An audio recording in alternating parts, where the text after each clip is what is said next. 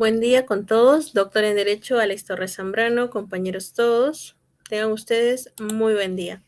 El día de hoy les hablaré sobre las jurisprudencias emblemáticas, pero en sí nos vamos a centrar en un tema de procesos, donde al empezar vamos a abordar el tema de procesos laborales, civiles, tributarios, constitucionales, penales y creo que también empresariales. Empezando con esto, primeramente hablaremos de los procesos laborales. Dentro de los procesos laborales tenemos al proceso abreviado laboral, tenemos el proceso ordinario laboral, tenemos el proceso impugnatorio de laudos arbitrales, tenemos el proceso cautelar, tenemos el proceso no contencioso, al proceso de ejecución. Frente a esto tenemos a los tipos de medidas cautelares aplicables en el derecho laboral.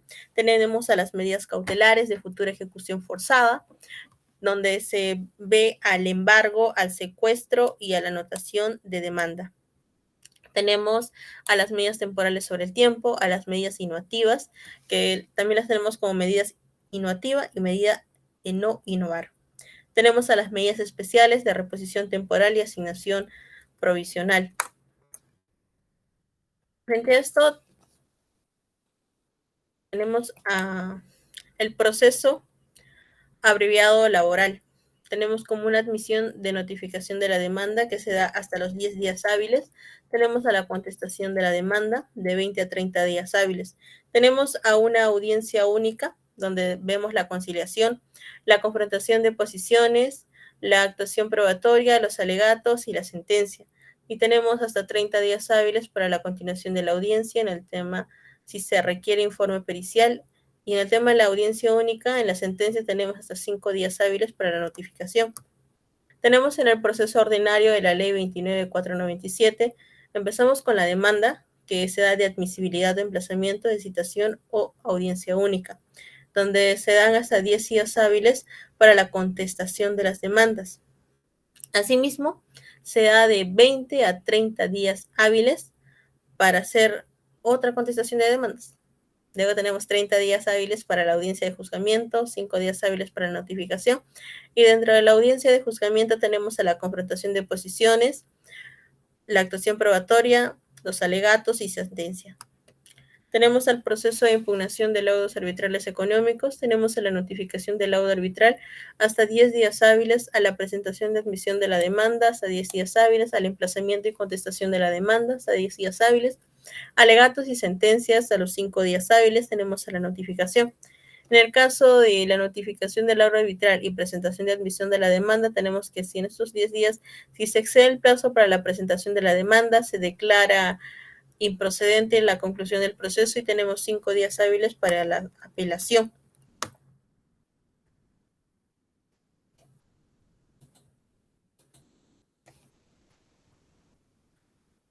En la siguiente diapositiva tenemos el proceso de ejecución en materia laboral.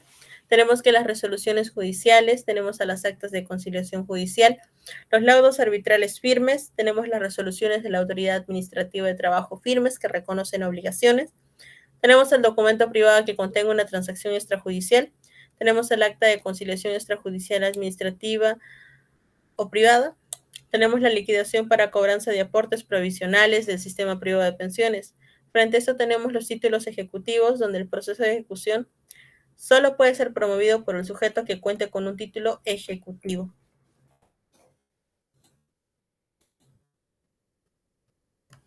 En la siguiente diapositiva tenemos el proceso no contencioso como una consignación, una contradicción, un retiro de consignación.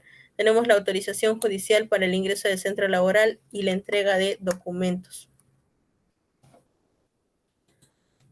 En la siguiente diapositiva hablaremos de los procesos constitucionales, donde en el presente esquema tenemos el proceso de amparo, tenemos a la demanda que se declara admisorio con fecha de audiencia única en un plazo máximo de 30 días, que se da el traslado del demandado por 10 días. En el caso del admisorio no procede el rechazo liminar en donde se pueden conceder las medidas cautelares. Luego se da el traslado al demandado por 10 días, donde los nuevos probatorios deben ser ofrecidos con la demanda y la contestación salvo el caso de hecho nuevo y que puede ofrecer después. Tenemos a la contestación con o sin excepciones de la notificación electrónica.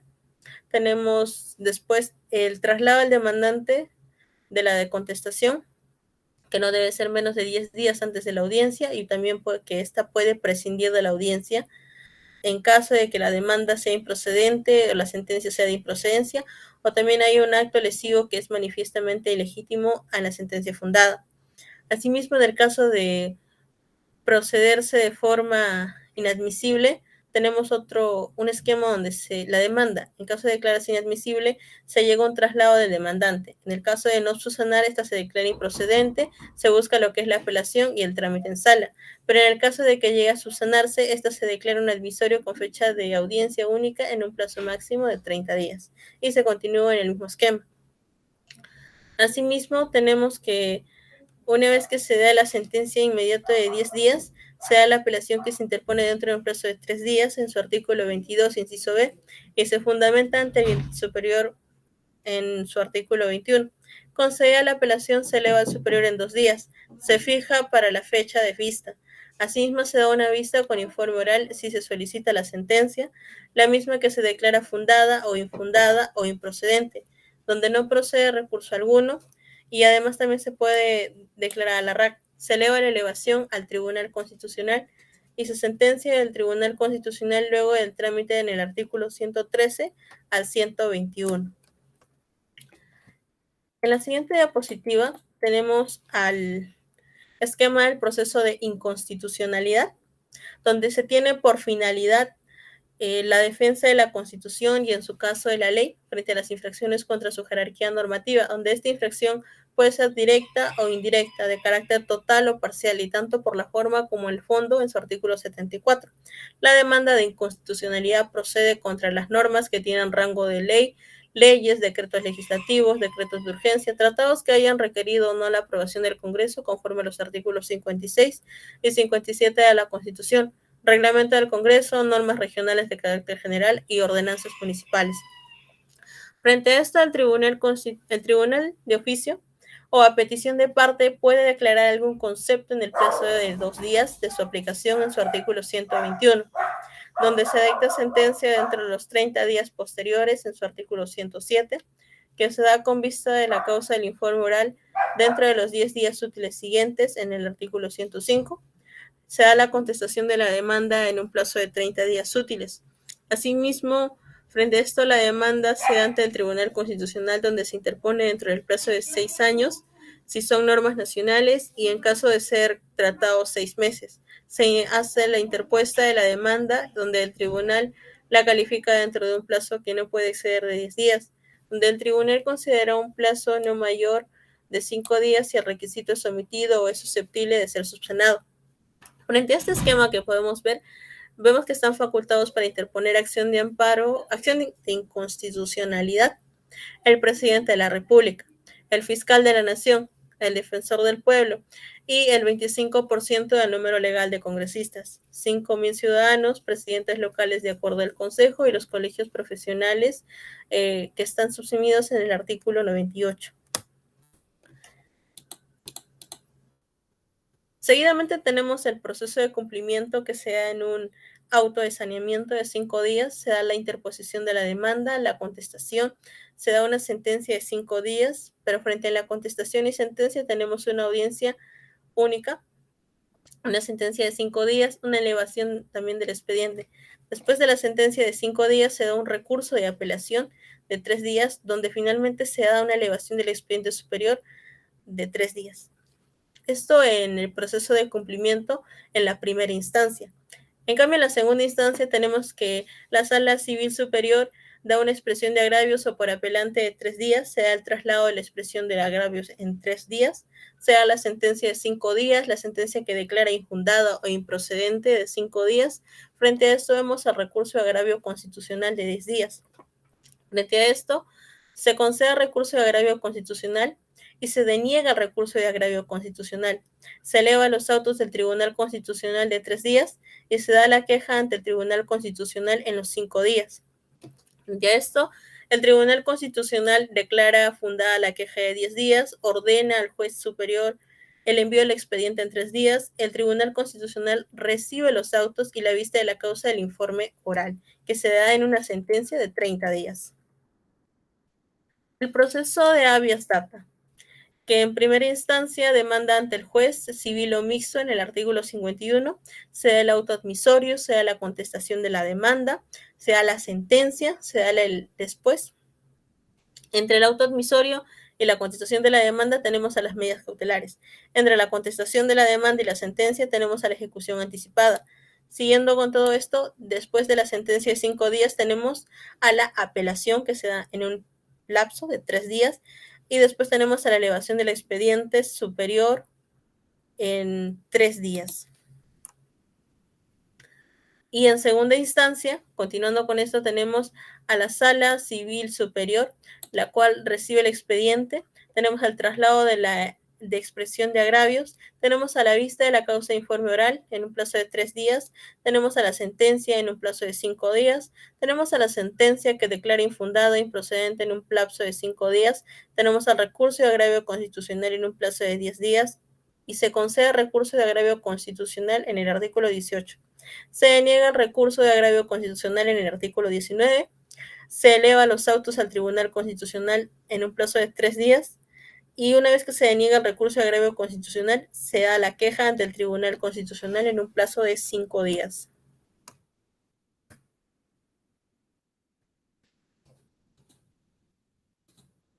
Y tenemos en tercera instancia que se da frente al Tribunal Constitucional, el cual declara fundada la queja de 10 días, ordena al juez superior el envío del expediente, el Tribunal Constitucional recibe los autos, la vista de la causa, el informe oral y la sentencia en 30 días. Tenemos al proceso competencial. Frente a eso tenemos el artículo 112, empezamos desde el artículo 109, 110, 111, 113 y también tenemos el 112. Comenzando con el artículo 109 tenemos la legitimación y representación. Frente a este tenemos al Poder Ejecutivo con uno o más gobiernos regionales o municipales. Tenemos a 2 o más gobiernos regionales municipales o de ellos entre sí. Y tenemos a los poderes del Estado entre sí o con cualquiera de los demás órganos que pueda llegar a tener constitucionales a estos entre sí. Frente a esto tenemos al artículo 110 que nos habla de la pretensión, que se refiere cuando 2 o más poderes o entidades del Estado se consideran competentes para realizar un determinado acto. Frente a esto, todos se abstienen o pueden rehuir de hacerlo y en este artículo se hace una diferenciación entre el proceso de competencia y el proceso de inconstitucionalidad. El proceso también se da este proceso competencial solo procederá si en el caso del conflicto se suscrita por una resolución o también se dé por un acto administrativo o por cualquier norma que no tenga un rango de ley. En el artículo 111 tenemos a la medida cautelar, que se da en 2 formas. Tenemos a la apariencia del buen derecho y el peligro en la demora. En la apariencia del buen derecho tenemos a que corresponde ejercer las competencias o atribuciones constitucionales cuya titularidad se reclama. En el peligro en la demora tenemos que justifique la medida para evitar la irreparabilidad o el grave daño que puede significar o esperar esta expedición de la sentencia definitiva. Frente al artículo 112 tenemos la admisibilidad y procedencia. Tenemos que este artículo nos habla de que el procedimiento se sujeta en cuanto sea aplicable a las disposiciones que regulan el proceso de inconstitucionalidad. El proceso en sí se va dividido primero por la representación, por los requisitos del escrito de la demanda, por los anexos de la demanda, por la inadmisibilidad de la demanda, improcedencia eliminar de la demanda, tramitación, sentencia. Artículo 113, efectos de la sentencia, que se divide en clasificación de los conflictos de competencia y categorías doctrinales de la sentencia. En la clasificación de los conflictos de la sentencia tenemos el conflicto positivo de determinar a quién corresponde ejercer la competencia, el conflicto negativo cuando 2 poderes del Estado u órganos constitucionales niegan ser titulares de la competencia o atribución. En las categorías doctrinales de las sentencias tenemos la vinculación a todos los poderes públicos, a la fuerza de la ley y a la cosa juzgada constitucional.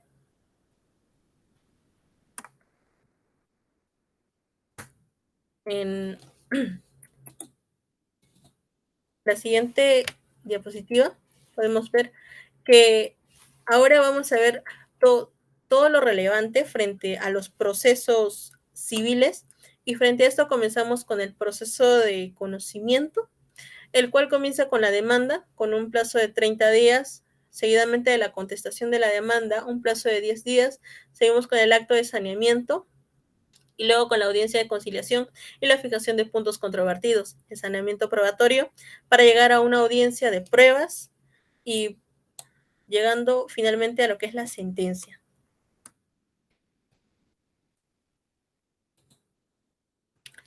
Seguidamente tenemos al proceso abreviado, donde se tramita en un proceso abreviado los siguientes asuntos contenciosos regulados en el artículo 486 del Código Procesal Civil. Tenemos al retracto, tenemos a la responsabilidad civil de los jueces. Frente al retracto tenemos que puede ser de título supletorio, de prescripción adquisitiva y rectificación de áreas y linderos. Tenemos a la responsabilidad civil de los jueces, tenemos a la expropiación en el caso de tercería, tenemos a la impugnación de actos o resolución administrativa, tenemos a la pretensión cuyo petitorio tenga una estimación patrimonial mayor de 100 y hasta 1000 unidades de referencia procesal, y los que no tienen una vía procedimental propia son inapreciables en dinero, o hay dudas sobre su monto, o por naturaleza de la pretensión el juez considera atendible su empleo, o los demás que la ley señale. De esto tenemos en los procesos abreviados a la demanda. En un plazo de 10 días se da la contestación de la demanda. Nuevamente otro plazo de 10 días se da los autos de saneamiento, fijación de puntos controvertidos y el saneamiento probatorio. Y después tenemos a la audiencia de pruebas, que finalmente también finaliza con una sentencia. Seguidamente tenemos al proceso sumarísimo, donde comenzamos con los asuntos contenciosos y una demanda. En la demanda tenemos que sigue la contestación de la demanda en un plazo de 5 días. Luego, en un plazo de 10 días, tenemos a la audiencia de saneamiento de la aceptación de pruebas. Y en un plazo de 10 días tenemos a la sentencia. Frente a los asuntos contenciosos tenemos al tema de los alimentos, la separación convencional y divorcio ulterior. Tenemos a la interdicción. Frente a los alimentos tenemos al tema de desalojo, aquellos cuya estimación patrimonial no sea mayor de 100 unidades de referencia procesal. A la separación convencional y divorcio ulterior tenemos a los interdictos y los demás que la ley señale. Y en la interdicción tenemos los que no tienen una vía procedimental propia. Frente a esto tenemos al proceso cautelar en peligro procesal civil peruano, y tenemos a las medidas cautelares. Tenemos al juez competente, oportunidad y finalidad. Tenemos a los requisitos de la solicitud, al contenido de decisión cautelar y al carácter de la medida cautelar. Frente a esto tenemos que se exponen los fundamentos de su pretensión cautelar, señalan la forma de esta, indican si fuera el caso los bienes sobre los que debe recaer la medida y el monto de su afectación, y ofrecer la contracautela, designan el órgano de auxilio judicial correspondiente si este fuera el caso. Seguidamente continuamos con el proceso de ejecución, guiado por el decreto legislativo número 1069 en su artículo 688 del Código Procesal Civil. Aquí tenemos a la demanda, que es la que acompaña a título ejecutivo y también de requisitos. Tenemos al mandato ejecutivo, que es emitido por el órgano jurisdiccional. Después de un lapso de 5 días tenemos a la contradicción, que da por motivos de inexigibilidad o iliquidez de la obligación que contiene el título. Tenemos a la nulidad formal o falsedad del título, a la extinción de la obligación exigida. Una vez que llegamos a la contradicción, esta llega y corre traslado de 3 días a la contestación de la demanda. Seguidamente tenemos la audiencia, y después tenemos el auto final, que se homologa como una sentencia. Después de un lapso de 3 días contados desde la notificación, llegamos a lo que es la apelación subsumida en el artículo 691 del Código Procesal Civil. Frente a esto tenemos al proceso no contencioso, regulado en el artículo 749 y 762. Tenemos que se compete en el procedimiento, Dentro de esto vemos el inventario, la administración judicial de bienes, la adopción, la autorización para disponer derechos de incapaces, la declaración de desaparición, la ausencia o muerte presunta, el patrimonio familiar, el ofrecimiento de pago y consignación, la comprobación de testamento, la inscripción y rectificación de partida, la sucesión intestada, el reconocimiento de resoluciones judiciales o laudos expedidos en el extranjero, las solicitudes que a pedido del interesado o por decisión del juez carezcan de contención, la designación de apoyos para personas con discapacidad y los que la ley señale. Luego continuamos con la competencia, que son competentes los jueces civiles y los jueces de paz letrado, salvo en los casos en los que la ley atribuye su conocimiento a otros órganos jurisdiccionales o notarios. El proceso no contencioso es inaplicable la competencia por razón de turno. La competencia de los juzgados de paz letrados es exclusiva para los procesos de inscripción de partidas, para los que contienen en la solicitud una estimación patrimonial no mayor de 50 unidades de referencia procesal. Los procesos de rectificación de partidas podrán ventilarse entre los juzgados de paz letrados ante el notario. Tenemos los requisitos y anexos de la solicitud. La solicitud debe cumplir con los requisitos y anexos previstos para la demanda en los artículos 424 y 425. Frente a esto tenemos a la inadmisibilidad o improcedencia, que es de aplicación a este proceso lo dispuesto en el artículo 551. El juez, al calificar la demanda, puede declarar su inadmisibilidad o improcedencia con arreglo a lo dispuesto por los artículos 426 y 427 respectivamente. Si declara inadmisible la demanda, concederá al demandante 3 días para que subsane la omisión o defecto bajo apercibimiento de archivar el expediente. Esta resolución es impugnable. Si declara improcedente la demanda, ordenará la devolución de los anexos presentados. En el trámite admitida la solicitud, el juez fija fecha para la audiencia de actuación y declaración judicial, la que debe realizarse entre los 15 siguientes bajo responsabilidad, salvo lo dispuesto en el artículo 758. Concluido el trámite, ordena la entrega de copia certificada del actuado al interesado, manteniéndose el original en el archivo del juzgado, o expedirá la resolución que corresponda, si es el caso, siendo esta impugnable. Continuando con esto, vamos a continuar con los procesos penales. Tenemos en los procesos penales, tenemos a la investigación preparatoria de proceso común, que la dividimos en las diligencias preliminares y en la investigación preparatoria. Frente a las diligencias preliminares tenemos un plazo de 60 días prorrogables. Tenemos como un plazo simple a 120 días de prórroga, compleja 8 meses de prórroga, crimen organizado 36 meses de prórroga. A la investigación preparatoria tenemos en un plazo simple 120 días más 60 días de prórroga, compleja 8 meses más 8 meses de prórroga, crimen organizado 36 meses más 36 meses de prórroga. Frente a esta denuncia que podemos ver, también se da, tenemos a las disposiciones de formalización de diligencias preliminares, dividida en una acusación directa, el principio de oportunidad y un archivo definitivo. Tenemos al proceso común en una etapa intermedia. Frente a eso tenemos que se da del juez de investigación preparatoria en un lapso de 15 días. Tenemos al sobreseimiento, que después de 3 días el juez emite una resolución para los sujetos. Seguido los 10 días se da la audiencia preliminar, se da el auto de saneamiento o se declara infundado. En el caso de declararse infundado, si el fiscal rectifica el requerimiento acusatorio en un plazo de 10 días, se da el control de acusación y el auto de enjuiciamiento. Después tenemos en el juicio oral, como un proceso común, el auto de citación a juicio. Tenemos la instalación de audiencia, los alegatos preliminares, las instrucciones del juez. Seguidamente tenemos la admisión o no responsabilidad del acusado, pero frente a esto también podemos tener a la sentencia de conformidad.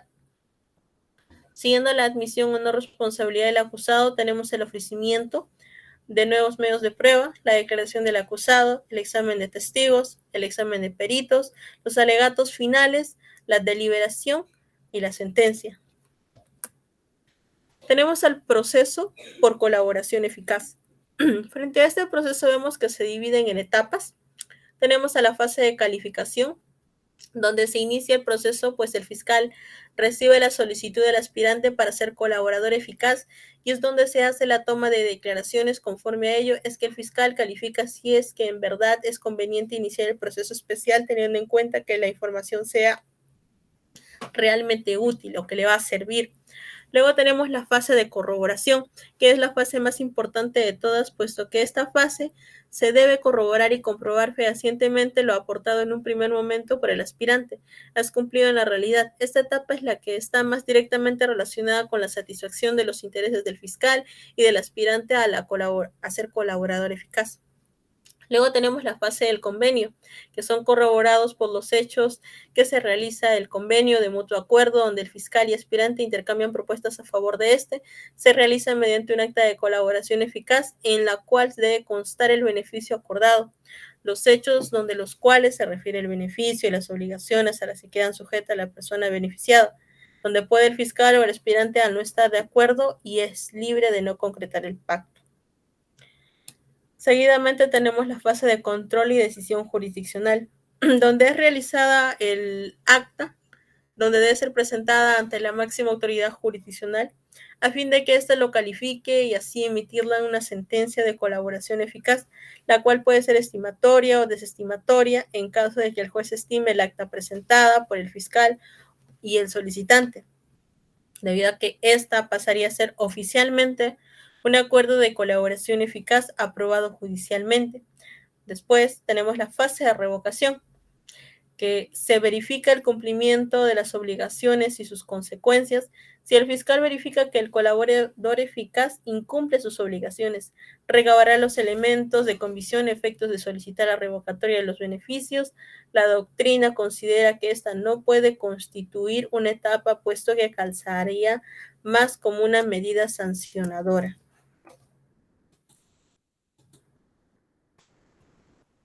El proceso por terminación anticipada.